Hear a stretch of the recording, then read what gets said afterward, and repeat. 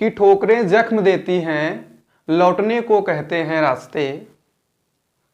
कि ठोकरें जख्म देती हैं, लौटने को कहते हैं रास्ते। लौट कैसे सकते, लौट कैसे सकते, अब तक मुश्किल से ही पड़े हैं वास्ते। तो बच्चा लोग मोटिवेटेड होते रहिए, और मैं क्लास स्टार्ट होने से पहले ऐसे मोटिवेटेड लाइनें कुछ सुना दूंगा। चलिए स्टार्ट करते हैं। My name is Vinay Mishra and also welcome to my YouTube channel physics counter. Today I will teach you as a lesson 5 magnet and magnetism. Magnet and magnetism. तो चलिए स्टार्ट करते हैं। Magnet and magnetism. Magnet and magnetism काफ़ी ये important chapter है और इस theoretical है, काफ़ी जो है ये थ्योरेटिकल है। आप लोग अगर कंसंट्रेट रहेंगे तो जरूर से मैं गारंटी लेता हूं कि ये चैप्टर पूरा का पूरा समझ में आएगा। मैग्नेट क्या है? मैग्नेट एक मटेरियल्स है। मैग्नेट एक मटेरियल्स है और मैग्नेटिज्म क्या है? उसकी प्रॉपर्टी है। मैग्नेटिज्म एक प्रॉपर्टी है जिसमें दोनों प्रॉपर्टीज पाए जाते हैं, डायरेक्टिव प्रॉपर्टी और अट्रैक्टिव प्रॉपर्टी। किसी भी ये पार्टिकल को, या कह सकते हैं कि जो मैग्नेटिक पार्टिकल्स होते हैं, जैसे आयरन हुआ, कॉपर हुआ, इन सारी चीजों को ये मैग्नेट क्या कर सकता है? अट्रैक्ट करता है। ठीक है, तो चलिए इसको डिफाइन करते हैं। Magnet is that materials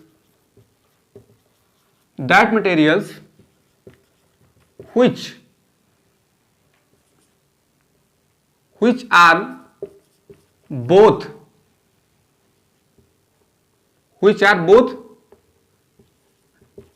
directive को बोल सकते हैं रिपल्सिव। तो क्या कहें हम कि directive and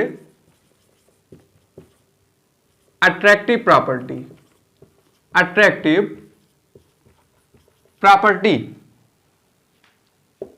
It attracts small pieces of Fe, copper, nickel, etc. ठीक है, this property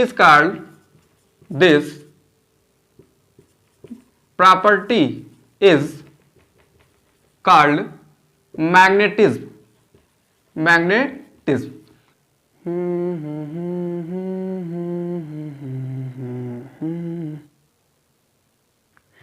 गाना गुनगुना तो आता है सभी लोगों को फिलहाल, सभी लोग गाते हैं गाना। गाने की क्या बात है। चलिए स्टार्ट करते हैं। आप लोग नोट कर लिए होंगे। और अब क्या पढ़ेंगे? मैग्नेट एंड मैग्नेटिज्म हो गया, basic property of the magnet. तो सबसे पहले हम जानेंगे कि मैग्नेट्स कितने टाइप्स का होता है। Magnet are 2 types, natural magnet and artificial magnet. Magnet जो नेचुरल होता है वो प्रकृति से ही हमको प्राप्त होता है, खुदाई से, खाद्यान्नों से, तो उसको कहते हैं नेचुरल मैग्नेट्स। तो यहां पे लिखेंगे मैग्नेट आर 2 टाइप्स। नंबर 1 क्या हुआ? Natural magnet. क्या है? Natural magnet. और दूसरा क्या है?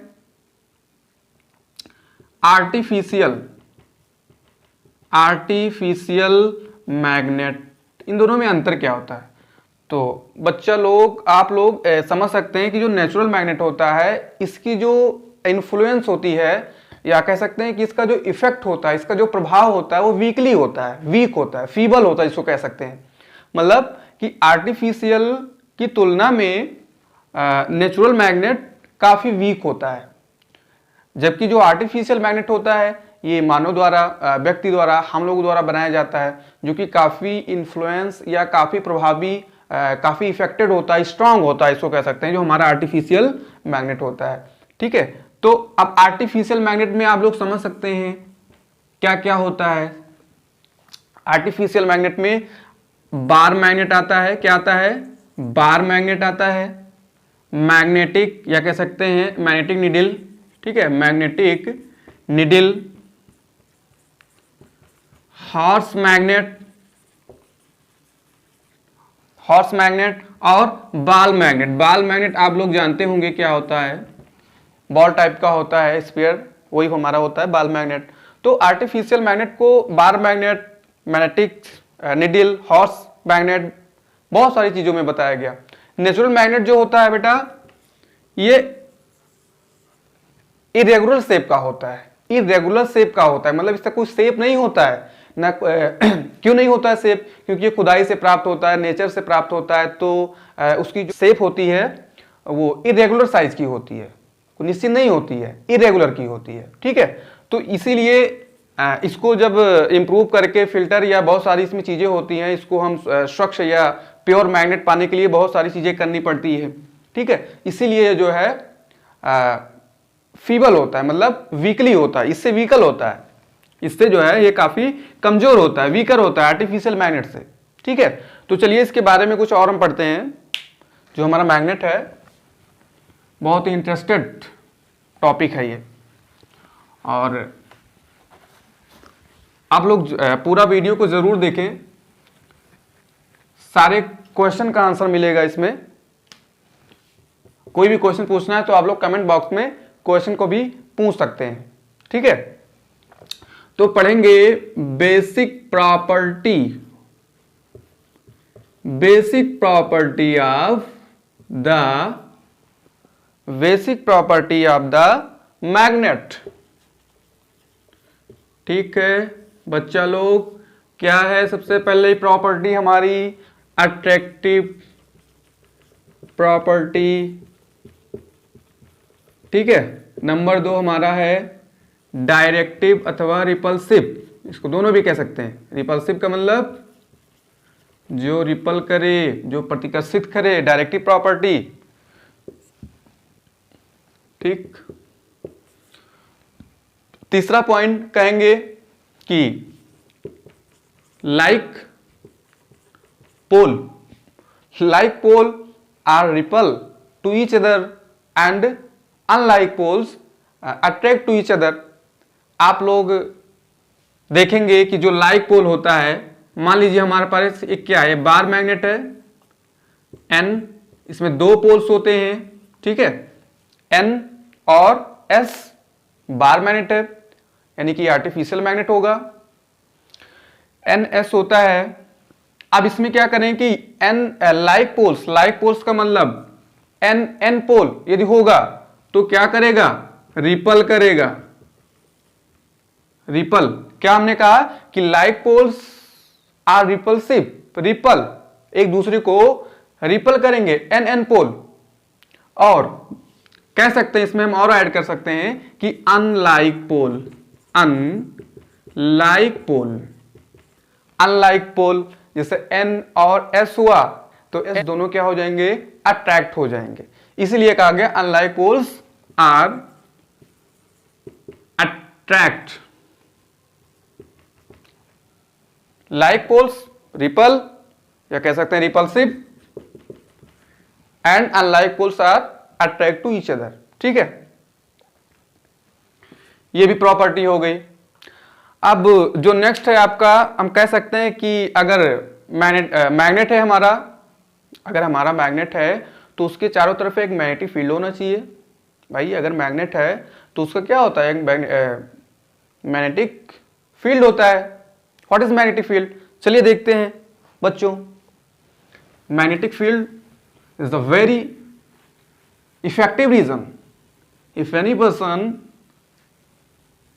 Going on this region then this is very dangerous। देखिए बेटा मजाक था, चलिए देखते हैं। अब क्या पढ़ेंगे हम?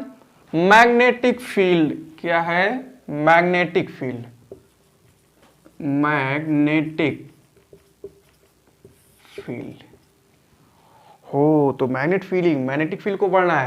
चलिए बहुत अच्छा, देखते हैं, समझ लो पहले। मैग्नेटिक फील्ड एक ऐसा रीजन होता है, मैग्नेटिक फील्ड एक ऐसा रीजन होता है जिसमें किसी दूसरे हमने क्या कहा कि मैग्नेटिक फील्ड एक ऐसा रीजन होता है कि उस रीजन में यदि किसी दूसरे मैग्नेट को या किसी दूसरे मैग्नेटिक ऑब्जेक्ट को यदि हम लाते हैं तो वो क्या करता है, एक दूसरे को अट्रैक्ट करेगा या फिर रिपल करेगा।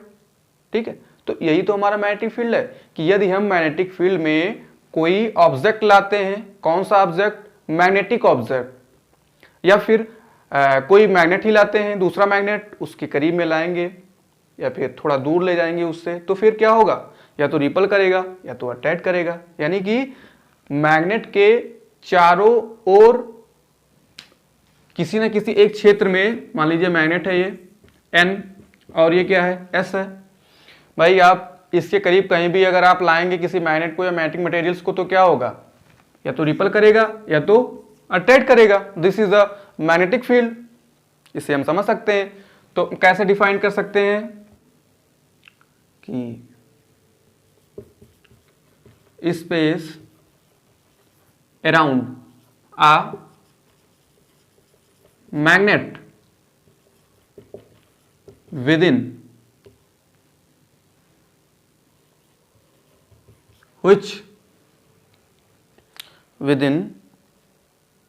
which its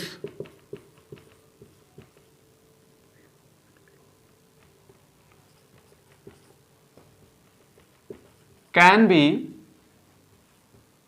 experienced,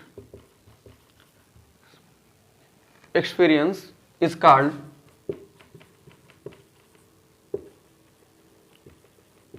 magnetic field. समझ में आई बात कि space around a magnet within which its influence can be experience is called magnetic field. ठीक है, तो ये बात समझ में आ रही होगी। अब देखिए मैग्नेटिक फील्ड जो होता है कई तरीके का होता है, इसको हम कह सकते हैं कि uniform magnetic field, equal magnetic fields. तो यूनिफॉर्म मैग्नेटिक फील्ड्स में क्या होता है कि जो मैग्नेटिक लाइंस होती हैं वो इक्वल होती हैं, एक दूसरे से क्या होती हैं, इक्वल टू ईच अदर, एक दूसरे के बीच में। देखिए यहाँ पे डी क्या है, distance between to parallels magnetic lines is equal. ठीक है, तो यहाँ पे क्या है, यूनिफॉर्म मैग्नेटिक फील्ड है। ठीक है, यूनिफॉर्म मैग्नेटिक फील्ड है। अच्छा, इसको हम और भी जो है डिनोट करने का जो तरीका होता है, क्रॉस से भी हम इसको डिनोट करते हैं। ये इसका मतलब क्या हुआ, इसका मतलब हुआ कि इनवर्स क्या हुआ, इनवर्स जो मैग्नेटिक फील्ड्स है, जो मैग्नेटिक लाइंस है वो इनवर्स है, अंदर की ओर है। देखिए इनवर्स का मतलब क्या हुआ, देखिए मान लीजिए हमारा जो मार्कर है ये कोई मैग्नेटिक लाइंस है और ये इस प्लेन के यानी कि इस व्हाइट बोर्ड के परपेंडिकुलर है, ऐसे अंदर की ओर जा रहा है, अंदर की ओर। ठीक है, अंदर की ओर जा रहा है। अरे अभी नहीं समझ में आया, चलिए देखते हैं। ये मार्कर है, मान लीजिए इस मार्कर को हम अंदर की ओर ऐसे ले जाते हैं, अंदर इनवर्स, तो इसको कहा गया इनवर्स मैग्नेटिक फील्ड्स। क्रॉस से इसको हम डिनोट करते हैं। ठीक है,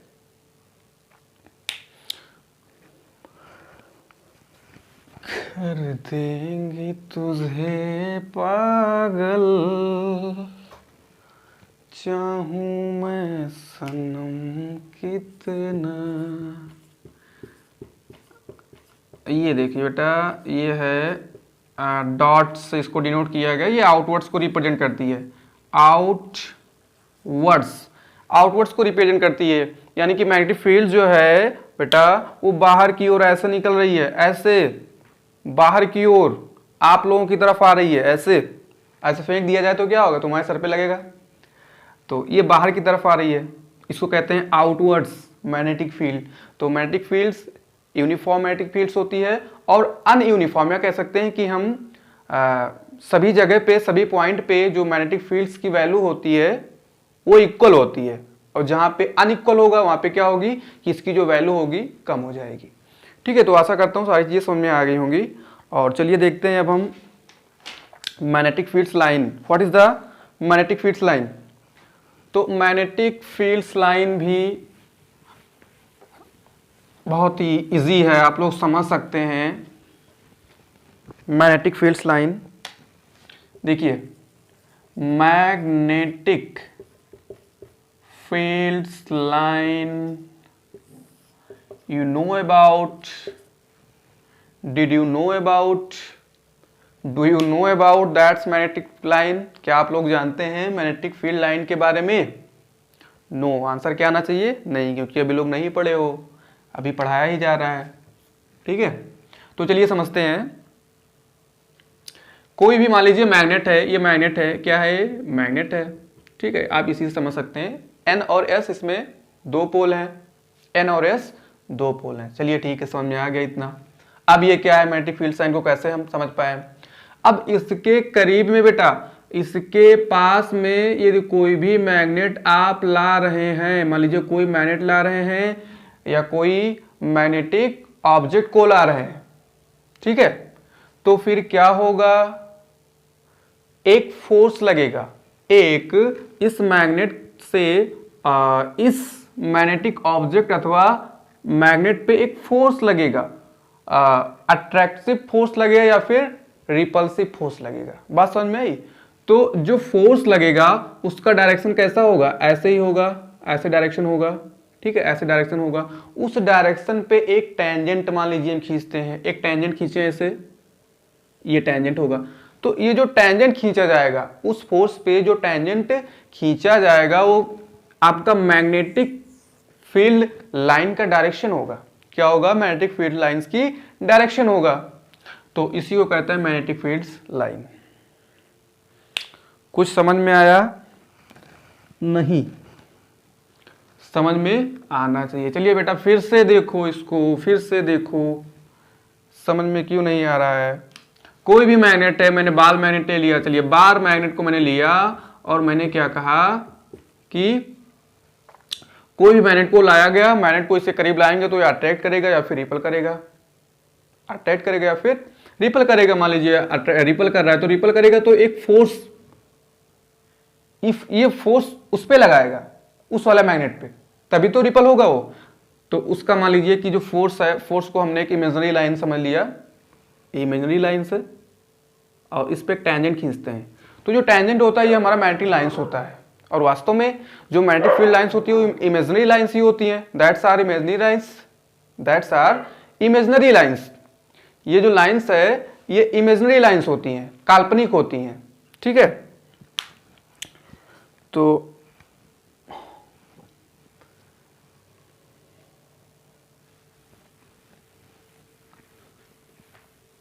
अब जो है बहुत ही इंपॉर्टेंट इसकी प्रॉपर्टी पढ़ने वाले हैं। Properties of magnetic fields line, ये बहुत ही इंपॉर्टेंट है, बहुत ही इंपॉर्टेंट है। और बहुत सारे बच्चे इसकी प्रॉपर्टी को बिल्कुल समझ ही नहीं पाते हैं। बुक में लिखा है लेकिन उस चीज को समझ नहीं पाते हैं। कई सारे कोचिंग में, स्कूल में क्लास लेते हुए भी वो बच्चे वहां तक नहीं पहुंच पाते हैं, उसको इमेजिन नहीं कर पाते हैं, उसको नहीं समझ पाते हैं। तो ये properties of magnetic field line क्या है एक्चुअली में, समझ में आएगा? बिल्कुल आएगा। आप लोग देखिए, let's a bar magnet that's one inch pole is N and other inch pole is S। N pole, S pole, ठीक है, N और S पोल हो गया। अब इसमें बच्चा लोग क्या करेंगे कि इसकी एक फोर्स होती है, इसका एक फ्लक्स निकलता है, इसकी मैग्नेटिक लाइंस निकलती है। कैसे निकलती है? ऐसे, N से S की ओर ऐसे एक लूप बनाती हैं। मतलब कि जो मैग्नेटिक लाइंस होती हैं, जो मैग्नेटिक लाइंस होती हैं बेटा, जो मैग्नेटिक लाइंस होती हैं वो काल्पनिक होती हैं और N से S निकलती हैं। N से निकलती हैं, S में समाप्त हो जाती हैं। N से निकली, S में समाप्त हुई। नंबर 2, आप समझ सकते हैं कि ये लूप बनाती हैं, ये आपस में एक लूप बनाती हैं। लूप का मतलब ये जो मैग्नेटिक लाइंस है, इनके निकलने और फिनिश होने का जो आकार होता है इस टाइप का होता है, लूप। दूसरी प्रॉपर्टी हो गई। तीसरी में हम समझ सकते हैं कि that's magnetic poles exist a pair of pole. ठीक है, हमने क्या कहा कि ये जो मैग्नेट होता है ये हमेशा दो पोल को एग्जिस्ट करता है, हमेशा दो पोल्स को एग्जिस्ट करता है। मतलब कि यदि मान लीजिए ये हमारे पास कोई मैग्नेट है, बार मैग्नेट, और इसको यदि हम बीच से क्रैक कर दें, तोड़ दें, तो तोड़ने के बाद में मान लीजिए ये एन था और ये एस था। आप इसको जब तोड़ देंगे तो यहाँ पर भी एक यस आ जाएगा, यहाँ पे एक एन आ जाएगा। मतलब कि मैग्नेट को किसी भी पार्ट से यदि आप तोड़ते हैं तो वहां पे ऑटोमेटिकली एक पेयर ऑफ पोल्स क्रिएट हो जाता है, वहां पर भी एन और एस क्रिएट हो जाता है। एग्जिस्ट पेयर ऑफ पोल। इसमें और समझ सकते हैं जो 4 पॉइंट है सर, ये कभी एक दूसरे को काटते नहीं है। एन से निकलेंगी तो एस में ही जाएंगी। ऐसा नहीं है कि एन से निकलने वाली जो ये लाइन है ये दूसरी लाइन को इंटरफियर कर रही हो, उसको खिसका रही हो, उसको काट रही हो, नहीं, नहीं काटती हो। Never cross to each other. उनका एक रास्ता होता है, वो अपने ही रास्ते से वो अपने जगह पे पहुंचती रहती है, एन से एस की ओर, एन से एस की ओर। But why, what reason that the magnetic lines is not cross to each other? क्या कारण होता है जिससे जो मैग्नेटिक लाइंस होती हैं एक दूसरे को नहीं काटती हैं? इसका एक रीजन है। कौन सा रीजन? आप लोग मैथमेटिकल स्टूडेंट हैं या कोई भी है, इतना टेंजेंट के बारे में जानते होंगे कि मैथमेटिक्स में क्या हमने पढ़ा था, टेंजेंट पढ़ा था। किसी भी स्फीयर पे हम क्या खींचते थे, एक टेंजेंट लेते थे, इसको हिंदी में कह सकते हैं स्पर्श रेखा। तो ये टेंजेंट होता है वो कहीं भी अगर हम टेंजेंट खींचते हैं तो उसकी डायरेक्शन को बताता है। The tangent represent the direction of that points, उस पॉइंट्स का वो डायरेक्शन बताता है। तो वही हमारा होता है टेंजेंट। टेंजेंट, ठीक है, समझ में आया? बहुत अच्छा गुरुजी, आ गया समझ में? ठीक है, तो अब इसका कारण जान लेते हैं बेटा। मान लीजिए, माना हमने, let's imagine that's example that have two magnetic lines which is intersect to each other। दो मैग्नेटिक फील्ड लाइन हमने लिया जो कि एक दूसरे को काट रही हैं। इसका मैंने नाम ए दे दिया, इसका मैंने नाम बी दे दिया बेटा, और ए और बी को एक दूसरे पॉइंट पी पे काट रही हैं। ठीक है, अब हमने क्या कहा, इस पे टेंजेंट खींचिए। Yes, the tangents of magnetic lines A is here and also the direction या tangent of magnetic lines B is here। क्या देखा हमने कि मैग्नेटिक लाइन A का टेंजेंट इधर जा रहा है और मैग्नेटिक लाइंस B का टेंजेंट इधर जा रहा है। तो क्या यह संभव है? That is possible? No, never that is possible। ये कभी भी संभव नहीं है, क्योंकि किसी एक पॉइंट पे हम दो टेंजेंट नहीं खींच सकते। किसी एक पॉइंट पे दो टेंजेंट नहीं खींच सकते। दो टेंजेंट किसी एक पॉइंट पे दो टेंजेंट खींचने का मतलब हुआ कि उसकी जो डायरेक्शन है अलग अलग है, जो कि ये संभव नहीं है। दैट्स नेवर एग्जिस्ट, कभी नहीं ये संभव होगा कि किसी एक पॉइंट पे जो मैग्नेटिक लाइंस की जो डायरेक्शन हो दो हो, पॉइंट एक हो डायरेक्शन दो है, नहीं। इसीलिए हमने क्या कहा कि that's line, that's magnetic force line never cross to each other, always going on N to S, from N to S. ठीक है, और एक फैक्ट आप लोग समझ सकते हैं कि इनके बीच की जो दूरी होती है एन और एस के बीच में, जो मैग्नेट है वो बीच में भी एक दूसरे को काटते नहीं है, उनका एक अलग रास्ता होता है, एक हम कह सकते हैं वे होता है, और ये कभी एक दूसरे को नहीं काटती हैं, वो पैरेलल रहती हैं, parallel to each other at the mid point of the magnet. वो मैग्नेट के मिड पॉइंट यानी बीच में भी एक दूसरे के पैरेलल रहती हैं, वहां पर भी एक दूसरे को बचाते हुए एन से एस की ओर निकलती रहती हैं, ऐसे ऐसे। यस, समझ में आया? बहुत अच्छा, बहुत अच्छा।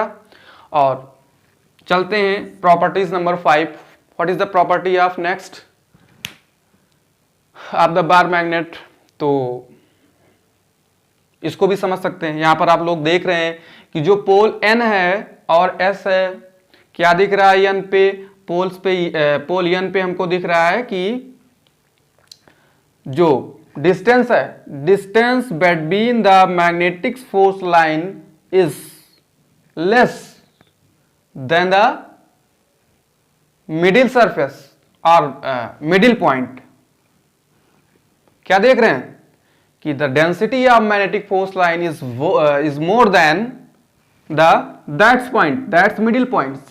यहां की जो डेंसिटी है, यहां भी number of magnetic fields line है, N पोल्स पे ज्यादा है, S पोल्स पे ज्यादा है, क्योंकि यहां से निकल रही है, यहां से क्या कर रही है, निकल रही है। तो इसकी स्ट्रेंथ भी ज्यादा होगी भाई। N पोल पे N पोल पे मैग्नेटिक लाइंस बहुत ज्यादा है, S पोल से मैग्नेटिक लाइंस बहुत ज्यादा है, तो हम कह सकते हैं कि इसकी जो स्ट्रेंथ होगी N और S की बहुत ज्यादा होगी compare to that surface, that's middle points, that mid space. ठीक है, समझ सकते हैं यहां पे कि जो स्ट्रेंथ होगी इसकी ज्यादा होगी, क्योंकि यहां पे मैग्नेटिक लाइंस ज्यादा है। और जैसे जैसे आगे बढ़ती जाती है, इनकी बीच की दूरी क्या होती है, बढ़ती जाती है, इनकी बीच की दूरी बढ़ती जाती है। जबकि यहां पर देखो D की value, distance between two magnetic lines, कम है। ठीक है, तो इस तरीके से हम इसको समझ सकते हैं।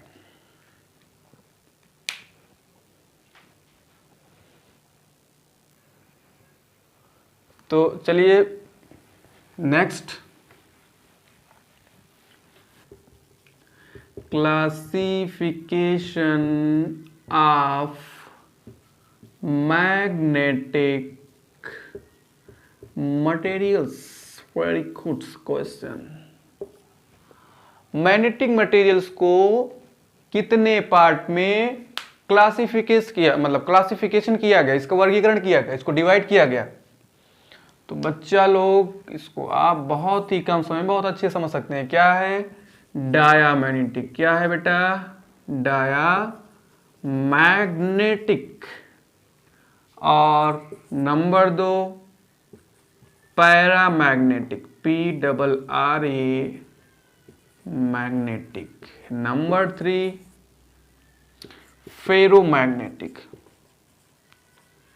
ठीक है, 3 प्रकार की मैग्नेटिक मटेरियल्स की प्रॉपर्टी होती है, डायामैग्नेटिक, पैरामैग्नेटिक और फेरोमैग्नेटिक। यहीं पे समझ लेते हैं। जो डायामैग्नेटिक होता है, diamagnetics that's materials which repel to the very feebly. ठीक है, एक बार फिर से समझ लेते हैं कि डायमैग्नेटिक वो मटेरियल्स है जिसके करीब कोई मैग्नेट को या मैग्नेटिक मटेरियल्स को लाने पर ये बहुत ही फीबली, एक कमजोर रूप से रिपल करता है। क्या कहते हैं, डायमैग्नेटिक। तो यहाँ पे H2O लिख सकते हैं, और कॉपर भी है इसका एग्जाम्पल, नाइट्रोजन N भी लिख सकते हैं, बहुत सारे एग्जाम्पल्स हैं इसके। ठीक है, डायमैग्नेटिक से। अच्छा, पैरामैग्नेटिक में क्या होता है, पैरामैग्नेटिक्स वो मटेरियल्स है जिसके करीब किसी हम दूसरे मैग्नेट को अथवा मैग्नेटिक मटेरियल्स को लाते हैं तो ये वीकली अट्रैक्ट करता है, फीबली अथवा वीकली अट्रैक्ट करता है। क्या, पैरामैग्नेटिक फीबली अथवा वीकली अट्रैक्ट करता है। Yes, you know, yes sir, I know. That's example. क्या है एग्जाम्पल इसके, कॉपर ले लो, मैग्नीज ले लो। ठीक है, तो सारी चीजें जो होती है इसको अट्रैक्ट करती है feebly. Oh, ferromagnetic. Your next topic is ferromagnetics, and everyone that's know about this. What is ferromagnetics? इसी का ये भाई है, बड़ा भाई। छोटा भाई वीकली अट्रैक्ट, बड़ा भाई स्ट्रांगली अट्रैक्ट, ब्लास्ट कर देता है अट्रैक्ट करने में।